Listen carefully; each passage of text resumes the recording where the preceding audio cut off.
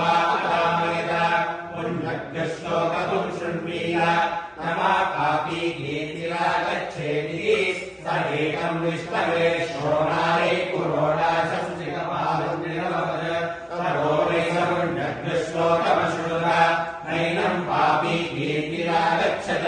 पुण्यगुम् हवै श्लोकगुम् शृणुते नैनम् पापी कीर्तिरागच्छति स एतेन हविषा यजते यौचैन एवम् वेद सोऽत्र जुहोति विष्णवे स्वाहा श्रोणायै स्वाहा श्लोकाय स्वाहा श्रुताय स्वाहेति असवो वा कामयन्त अग्रम् देवतानाम् परीयामेति तदेकम् वसुभ्यश्च विश्राभ्यः पुरोडाशमस्ताकपालम् निरवपन् ततो वैदेग्रम् देवतानाम् पर्यायन् अग्रम् हवै समानानाम् पर्येति तदेतेन हविषा यजते यौचैन देवम् वेद सोऽत्र जुहोति